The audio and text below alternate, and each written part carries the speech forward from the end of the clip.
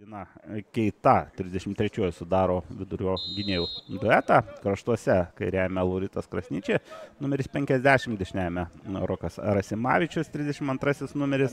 Kaudo kamuolį, bando sutrukdyti jam Regneris Mitas. Na ir į priekį iškart siunčiamas vienas iš Kauno žalgiriečių. Galimas žaisti, smogis ir pirmasis įvartis, kurį pelno Tomas Telmokas, 48 numeris.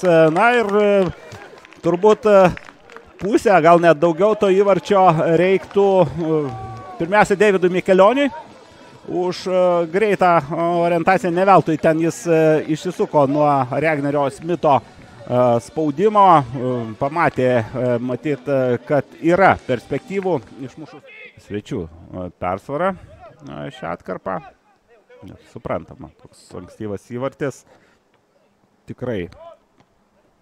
Štai koks smūgis. O Valdas Paulauskas negalėjo pabaigti rungtynių dėl patirtos traumos. Čia panevėžiečių ataka. Bandė susirasti geresnę situaciją smūgiui. Po Luko perdavimo nei balų, nei purvo ant jos nebūna. Panevėžiečių ataka baigėsi smūgiu į vartų plotą.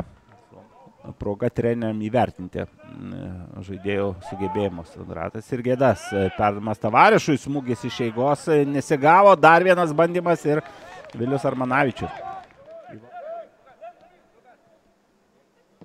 39. Pirmo kėlinio minutė. Lukas Devega. Labai geras perdavimas. Smitas ir rezultatas 1-1. Puikiai, šachmatų terminais tariant, 3 ėjimų kombinacija.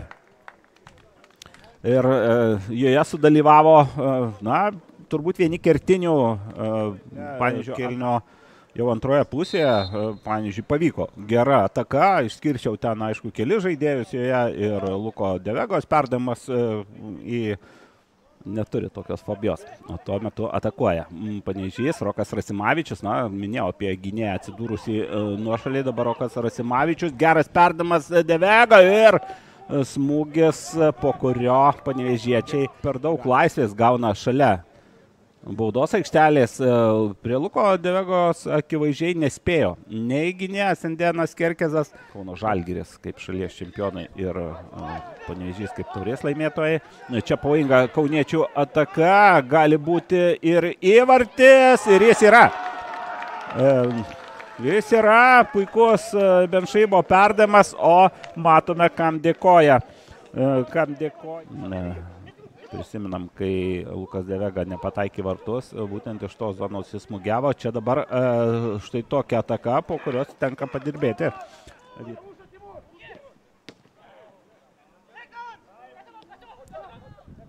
Taip, Valdas Paulauskas, 79 numeris, ruošiasi žengti į aikštelę. Čia štai toks smūgis ir rezultatas tampa 2-2. Sagas Asante priima komandos draugų sveikinimus. Na ir mūsų pasitvirtino tezė, kad šiose rungtynėse gali būti daug įvarčių, išlyginti rezultatą. Aišku, jeigu jos ir baigtųsi tos rungtynės lygiosiamis, čia dabar Vytautas Černiauskas gaudo kamuolį.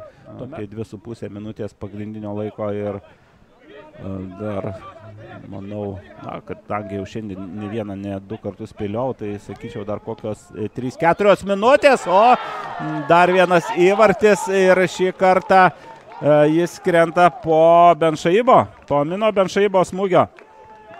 Jokio gailesčio savo buvusiai komandai, be šis įvartis labai panašus į antrąjį Kauno Žalgirio įvartį, irgi perdamas iš krašto. Vienas kitam Čiogadzė bei Benšaibas. O teisėjas Manfredas Lukiančiukas atmatavo lygiai 4 minutės, dar ir galbūt 4 sekundės.